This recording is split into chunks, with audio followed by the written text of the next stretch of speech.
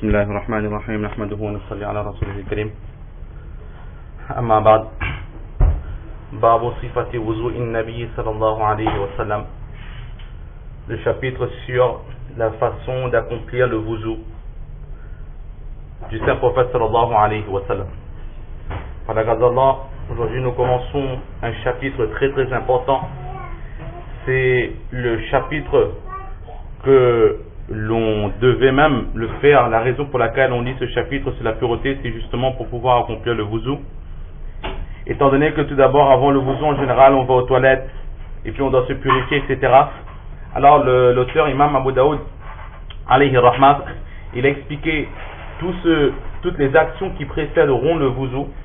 Ensuite, pour le wuzu, il faut de l'eau, il faut mettre de l'eau dans un récipient, etc. Cela aussi, nous avons déjà vu quelle qualité d'eau, avec quelle eau est-ce qu'on peut accomplir ces ablutions, avec quelle eau est-ce qu'on ne peut pas accomplir les ablutions, etc. Cela aussi nous avons déjà vu. Et maintenant, nous arrivons sur le chapitre du wuzu. Comment est-ce que le saint prophète sallallahu alayhi wa sallam, il faisait son wuzu. Et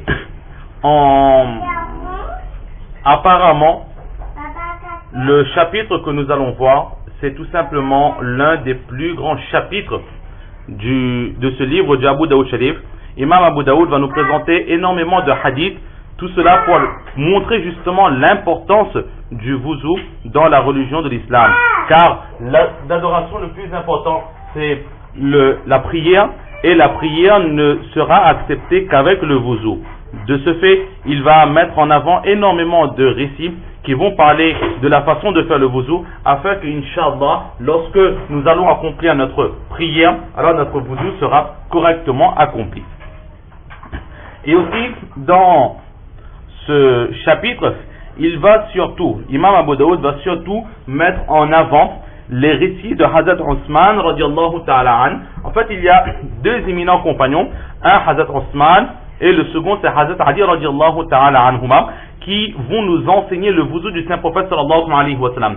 Alors c'est avec beaucoup d'importance que Imam Abu Daoud va présenter les enseignements de Hazrat Osman et les enseignements de Hazrat Ali radiallahu ta'ala an. Pourquoi cela? Tout simplement parce que la quasi-totalité des divergences que l'on peut trouver dans la façon de faire le wuzu entre les différents a'imma, cela se base surtout sur les deux enseignements de Hazrat Osman et Hazrat Ali radiallahu ta'ala an.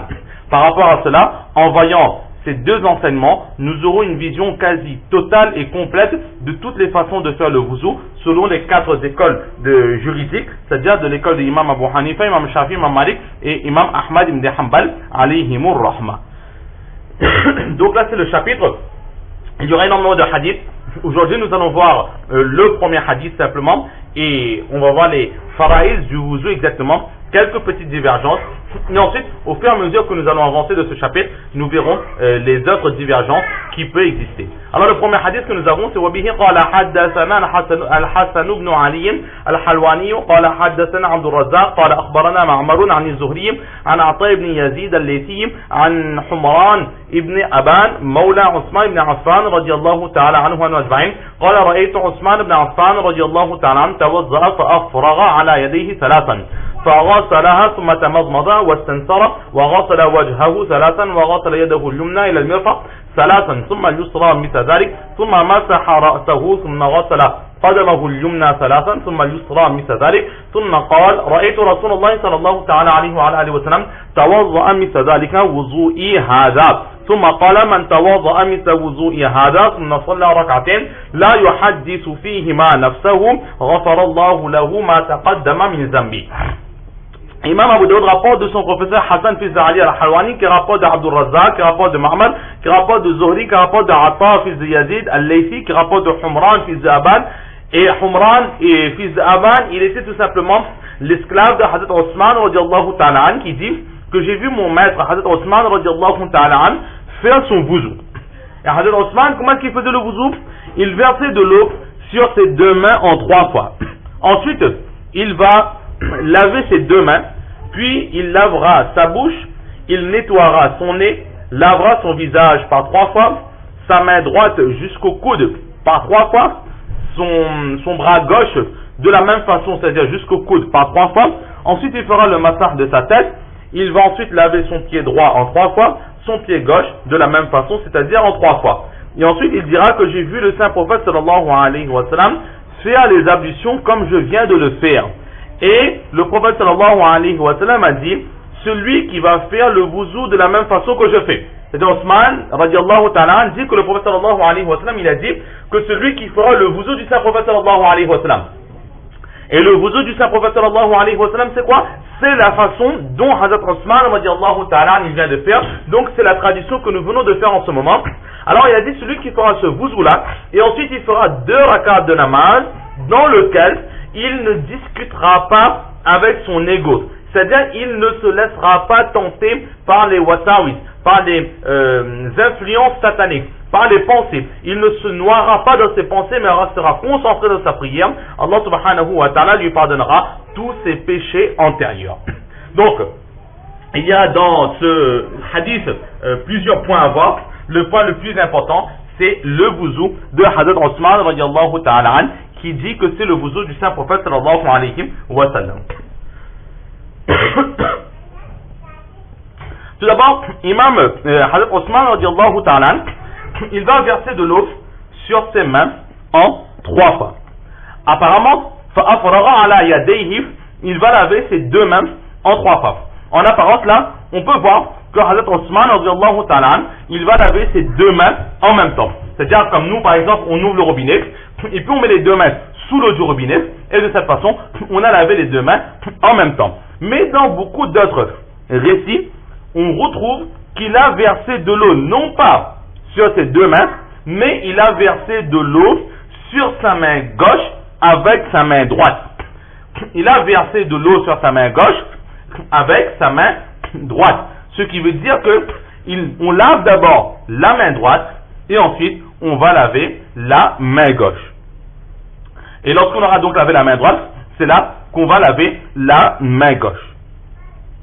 Donc, dans cette seconde narration, qui n'est pas notre hadith, mais dans d'autres narrations, nous voyons que là, on ne lave pas les 2 mains en même temps, mais on va laver une main après l'autre. On commence par la main droite, on termine par la main gauche. Comment est-ce qu'on connaît qu'on commence par la main droite et on termine par la main gauche? Parce que le sens du récit, c'est qu'il a versé de l'eau sur sa main gauche avec sa main droite. En apparence, il fait le geste de laver sa main gauche. Mais avant de prendre, pour pouvoir prendre de l'eau et verser sur sa main gauche, il faut tout d'abord mettre sa main droite dans l'eau. De ce fait, par obligation, la main droite est mouillée. Et ensuite, cette main droite qui a été mouillée, il va verser cette eau sur la main gauche. Donc la main gauche sera mouillée en deuxième, la main droite sera mouillée en premier.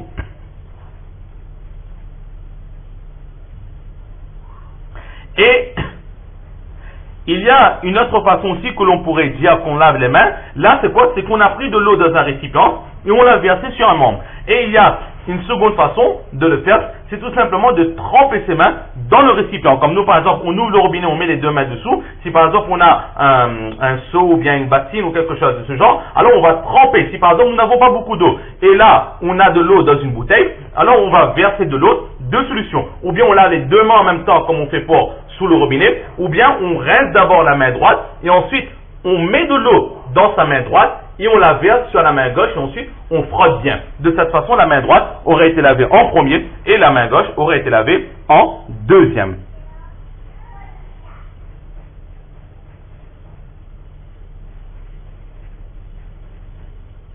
Donc là, c'est une seconde façon de faire.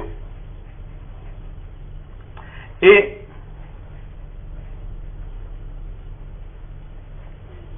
donc, nous avons vu donc ou bien tremper les mains dans l'eau, ou bien verser de l'eau tout d'abord dans la main droite et ensuite laver la main gauche. Mais maintenant, nous avons Ibn Rislan. Ibn Rislan, c'est quelqu'un qui a essayé de traiter les récits que l'on trouve dans le livre du Abu Daoud Sharif. Lui, qu'est-ce qu'il a rajouté? Et là, nous voyons vraiment que l'enseignement islamique est total et complet. Nous avons vu comment laver les mains, ou bien avec le robinet, ou bien si on a une bassine, on peut mettre les 2 mains en même temps et puis on lave, et si on a un petit récipient, on va verser de l'eau depuis en haut. Mais maintenant, l'Islam, lui, qu'est-ce qu'il rajoute? Il dit que dans le cas où nous allons tremper les mains dans le récipient directement.